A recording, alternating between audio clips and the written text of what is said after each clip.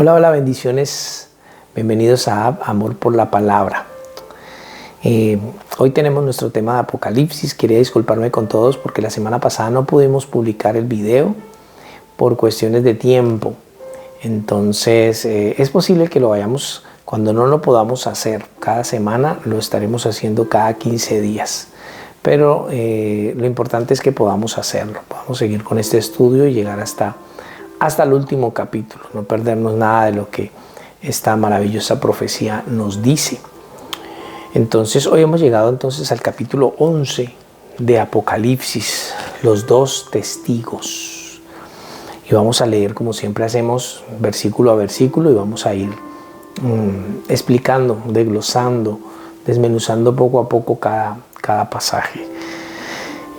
Vamos a leer los dos primeros versículos, dice así. Apocalipsis 11, versículo 1 y 2. Entonces me fue dada una caña semejante a una vara de medir, y se me dijo: levántate y mide el templo de Dios y el altar y a los que adoran en él.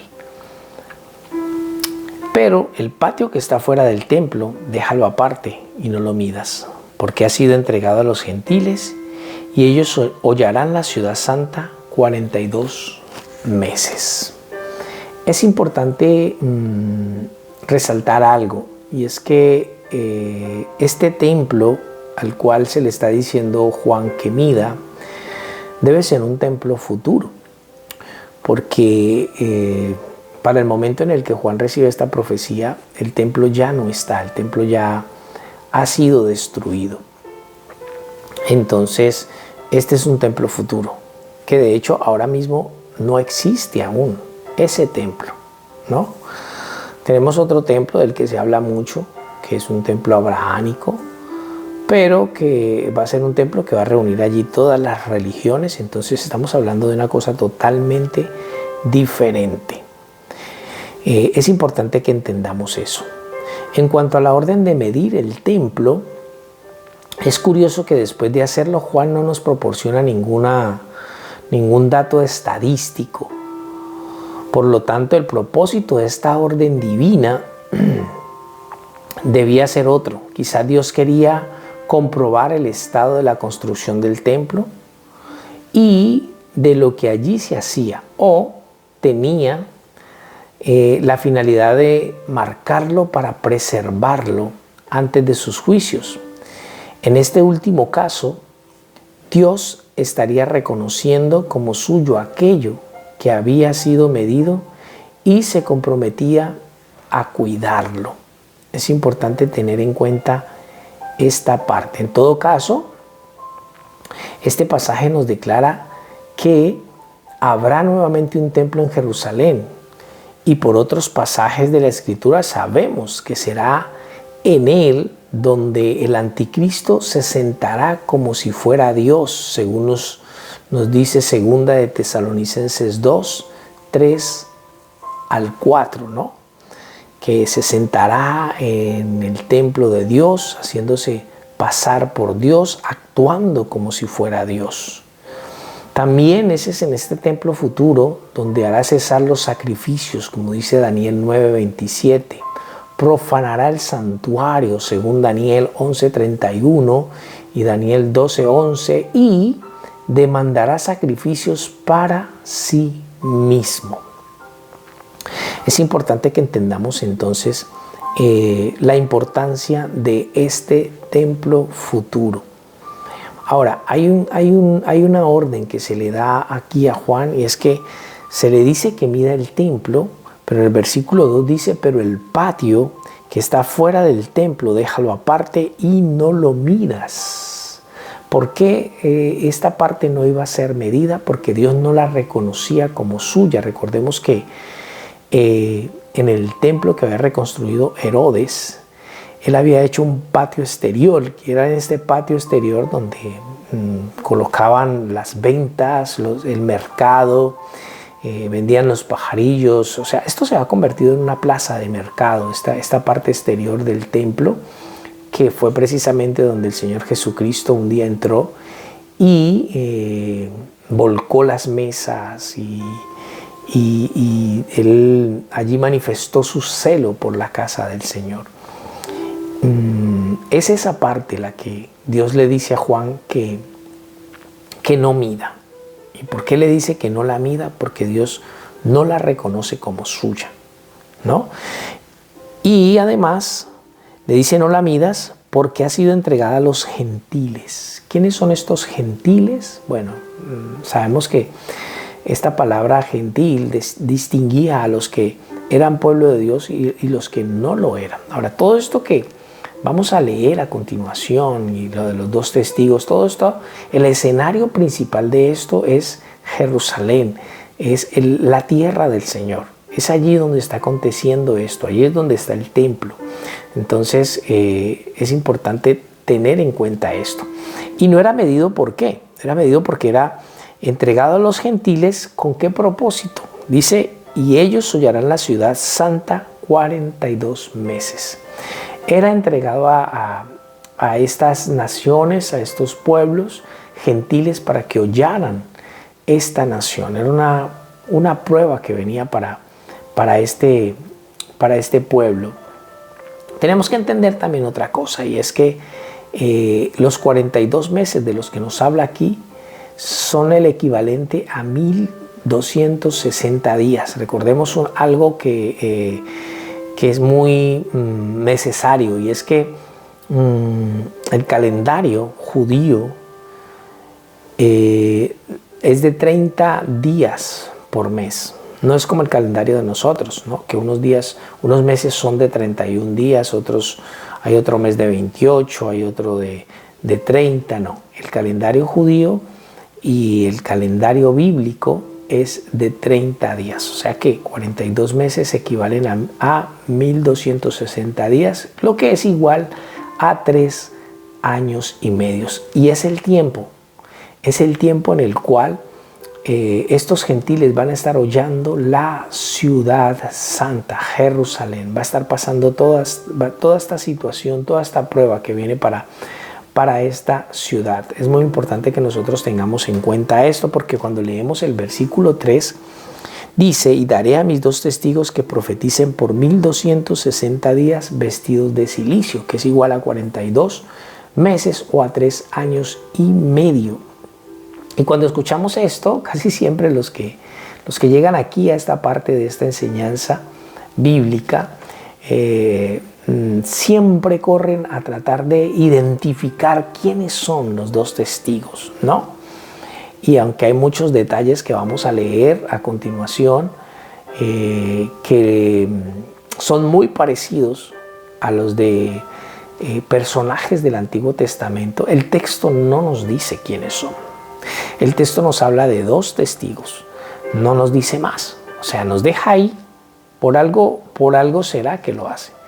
Dios se reserva siempre cosas en la Escritura y Dios siempre pone una línea. Yo lo había dicho antes, siempre pone una línea hasta donde podemos llegar según la Escritura, y ya de ahí en adelante, bueno, como sabemos, las cosas reveladas son para nosotros, más las cosas ocultas, secretas, cosas que Dios nos revela, pertenecen solo al Señor. Se nos dice entonces, y daré a mis dos testigos que profeticen por 1260 días vestidos de cilicio. ¿De qué estarán profetizando? Recordemos que el capítulo 10 de Apocalipsis, versículo 11, a Juan se le da la misma orden, ¿no? Y él me dijo, es necesario que profetices otra vez sobre muchos pueblos, naciones, lenguas y reyes. Estos dos capítulos se relacionan en esto. Juan debía seguir profetizando a pesar de su avanzada edad. Era necesario que siguiera profetizando. ¿De qué van a estar profetizando estos dos testigos? Pienso que es el mismo tema. Es lo que está aconteciendo. Van a estar profetizando acerca del día del Señor, de la ira del Dios vivo. Ellos no van a estar profetizando de lo que profetizan muchos hoy, ¿no? De prosperidad, de éxito, de triunfo, de victoria, de abundancia, ¿no? Esas profecías que a la gente le encanta escuchar, ¿no? De que vas a ser prosperado y que tendrás un viaje, irás yo no sé a dónde, en fin, ¿no? Las profecías que que le encanta escuchar a la gente. No sé si tú has vivido la experiencia de cuando invitan a uno de estos falsos profetas a alguna congregación, ¿no? Siempre profetizan al pastor, a la pastora, a los hijos de los pastores, a los discípulos más cercanos, más importantes y a unos 2 o 3 de la congregación, como para no quedar mal, ¿no? Pero todo lo que profetizan es bendición, prosperidad, etcétera, etcétera. Pues esto no es lo que van a estar profetizando estos 2 testigos, porque de hecho el sello de un profeta verdadero del Señor es aquello que habla. Y en su mayoría, cuando nosotros vemos el Antiguo Testamento, las profecías no eran nada de esto. Las profecías casi siempre hablaban de juicio, hablaban del pecado del pueblo, era de confrontación. Eran profecías que tenían que ver con el estado pecaminoso de la nación de Israel. Eso era lo que profetizaban, ¿no? No lo que se profetiza hoy. Por eso es que estos dos testigos no van a ser muy populares en este tiempo. De hecho, más adelante vamos a ver que la gente va a querer silenciarlos, la gente va a querer callarlos, la gente va a querer matarlos. No, los profetas de hoy en día, la gente no quiere hacer nada de eso. La gente quiere abrazarlos, la gente quiere tocarlos, la gente quiere tomarse fotos con ellos, quiere sacarse selfies, la gente quiere estar cerca de ellos. Pero estos 2 testigos de los que nos habla aquí Apocalipsis es algo totalmente diferente. A estos 2 los van a querer destruir. Ahora, ellos tienen un tiempo para profetizar, y es un tiempo de 3 años y medio, que es lo mismo que habíamos dicho antes, son 1260 días. El hecho de que estén vestidos de cilicio, que esta era una vestidura de luto y de lamento, nos habla claramente del mensaje que traen, que el mensaje es un mensaje de condenación, es un mensaje de destrucción, de muerte, de lo que viene para el pueblo, pero que también es una nueva oportunidad. Todo esto está aconteciendo para el pueblo de Israel, lo que nos deja saber claramente que Dios sigue amando a su pueblo, que Dios sigue deseando la restauración de su pueblo. Eso es muy importante que nosotros lo tengamos en cuenta. Ahora, ¿qué se nos dice de estos 2 testigos? ¿Qué es lo que aquí en este capítulo 11 dice Juan acerca de estos 2 testigos? Versículo 4 dice: estos testigos son los 2 olivos y los 2 candeleros que están en pie delante del Dios de la tierra. Ahora, estos símbolos, 2 olivos, 2 candeleros, no son nuevos. Si nosotros vamos a Zacarías capítulo 4, versículo 3 al 14, vamos a encontrarnos que así se llamaban, o así llamó Dios a Zorobabel y a Josué el sacerdote. ¿Sí? Esos eran sus 2 olivos o sus 2 candelabros. Es muy importante entender que estos símbolos no son nuevos. Nuevamente Apocalipsis nos remonta al Antiguo Testamento, nos lleva de nuevo atrás, ¿sí? Ahí es donde se usa por primera vez estos 2 términos, los 2 olivos y los 2 candeleros. Es muy importante también entender algo, y es que estos 2 testigos van a gozar de una protección especial. Durante este tiempo que tienen para estar profetizando, para estar predicando, para estar hablando al pueblo, ellos van a gozar de una protección especial. Versículo 5, si alguno quiere dañarlos, sale fuego de la boca de ellos y devora a sus enemigos. Y si alguno quiere hacerles daño, debe morir él de la misma manera. Ellos van a gozar de una protección especial mientras estén haciendo esto.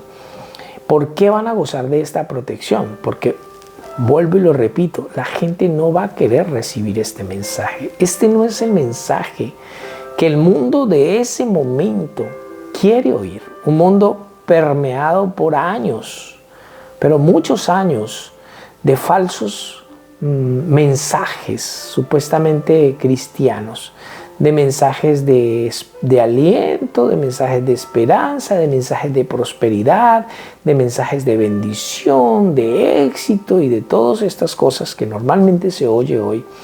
El mundo de ese momento va a estar acostumbrado a ese mensaje, y el mensaje que traen estos dos testigos no es ese, no es el mismo.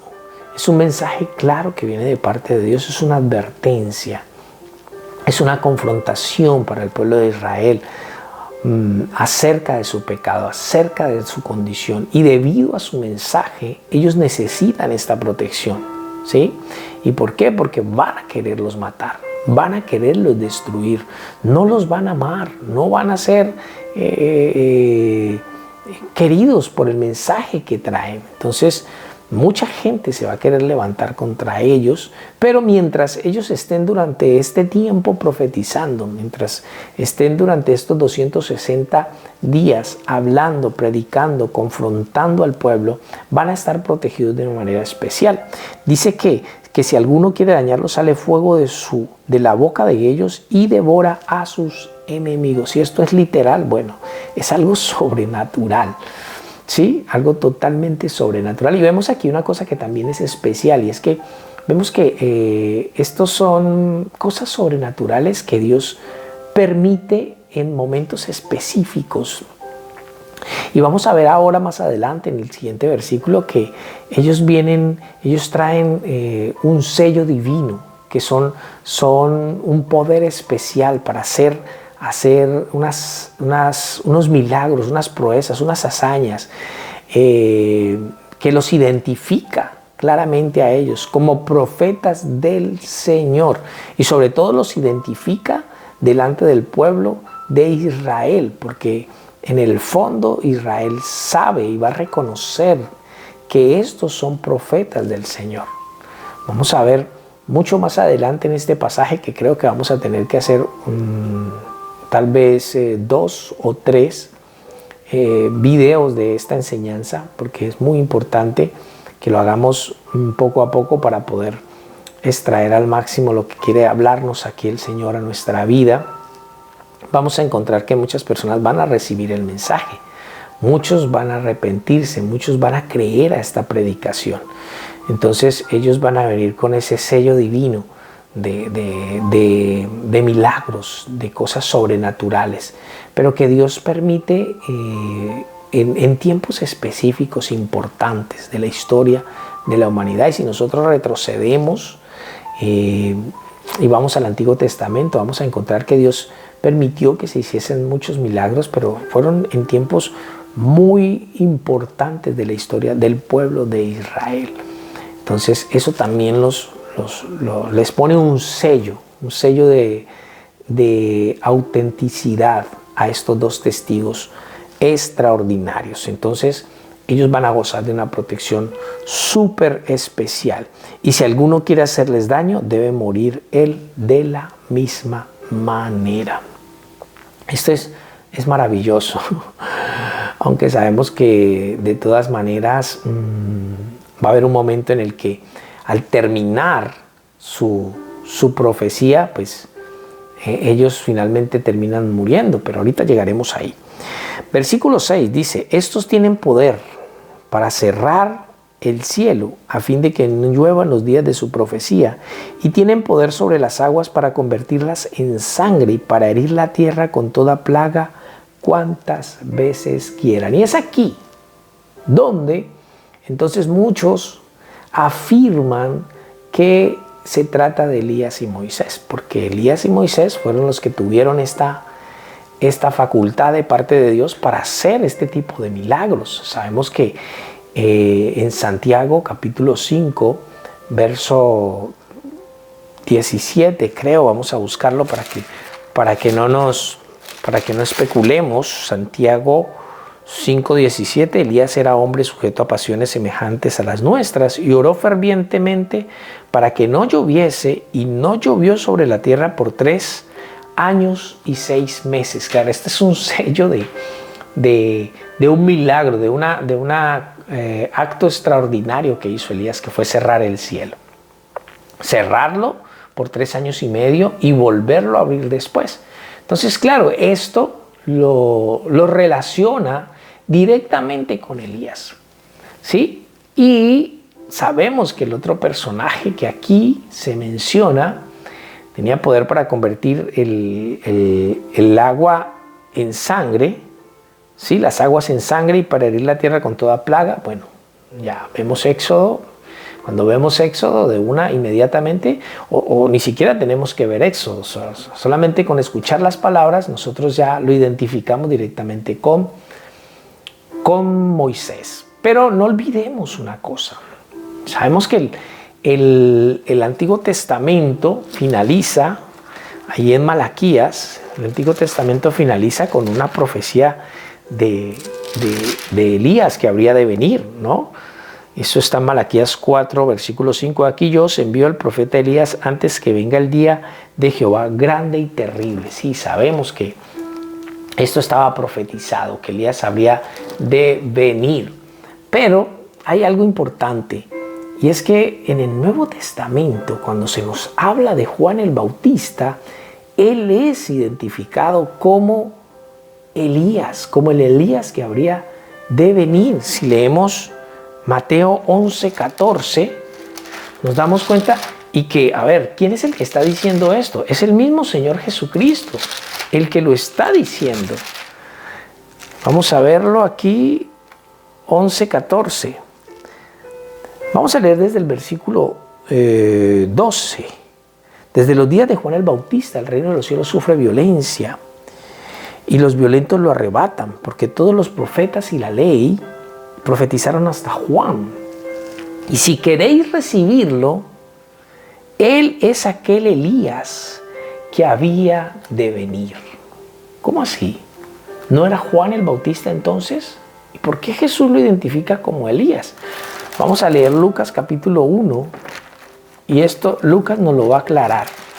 Lucas capítulo 1, versículo 17, mira lo que dice: e irá delante de él con el espíritu y el poder de Elías para hacer volver el corazón de los padres a los hijos y el de los rebeldes a la prudencia de los justos, para preparar al Señor un pueblo bien dispuesto.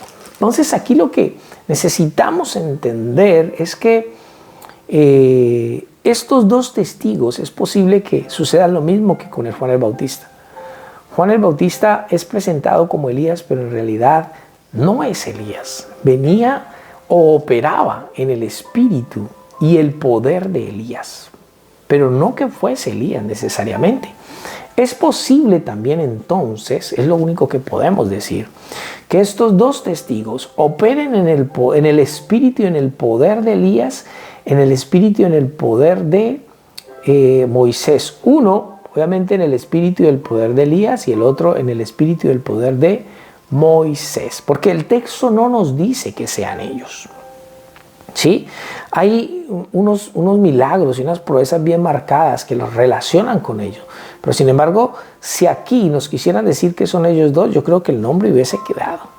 Yo creo que estaría registrado aquí, pero es reservado y pienso que esa es la razón, ¿no? No necesariamente está hablando de estos dos profetas del Antiguo Testamento y no lo podemos asegurar. Otros dicen que es Elías y Enoc, ¿no? Y hay mucha especulación acerca de eso, pero en realidad la Biblia no nos dice eso. La Biblia no, este pasaje específico de Apocalipsis capítulo 11 no nos aclara que sean ellos. Entonces tienen el poder, sí, para cerrar el cielo, tienen el poder para convertir las aguas en sangre, para traer plagas, todas las cosas, pero no nos especifican que sean Elías y Moisés o que sean Elías y Enoc. Nos deja así, ¿no? Entonces no podemos ir más allá. Eso es lo que yo puedo decir acerca de esto. Que lo que tal vez aquí, o tal vez lo que vaya a suceder con estos dos testigos extraordinarios que traerán esta palabra ferviente del Señor en este tiempo, vayan a operar en el espíritu de estos y en el poder de estos grandes profetas del Señor del Antiguo Testamento. Versículo 7 dice: Cuando hayan acabado su testimonio, la bestia que sube del abismo hará guerra contra ellos y los vencerá y los matará. Vemos que cuando ellos cumplan entonces su tiempo de profetizar, de predicar, de llevar, expandir el mensaje de Dios al pueblo, entonces cuando finalicen esta tarea, ellos van a morir. Es la bestia misma que sube del abismo la que hace guerra contra ellos y los vence y los mata. ¿Y quién es esta bestia? Si leemos Apocalipsis 13:5, vamos a darnos cuenta. También se le dio boca que hablaba grandes cosas y blasfemias, y se le dio autoridad para actuar 42 meses, los mismos 3 años y medio. Y abrió su boca en blasfemias contra Dios para blasfemar de su nombre, de su tabernáculo y de los que moran en el cielo. Y se le permitió hacer guerra contra los santos y vencerlos. También se le dio autoridad sobre toda tribu, pueblo, lengua y nación. Esta bestia no es otro que el anticristo, que hará guerra contra estos dos testigos y finalmente los matará. Y los matará porque ellos ya terminaron su tarea aquí. Si no fuese así, no los podría matar. Porque recordemos una cosa, todo lo que está pasando en ese momento, todo lo que pasa ahora y todo lo que pasará después, está dentro de la voluntad de Dios.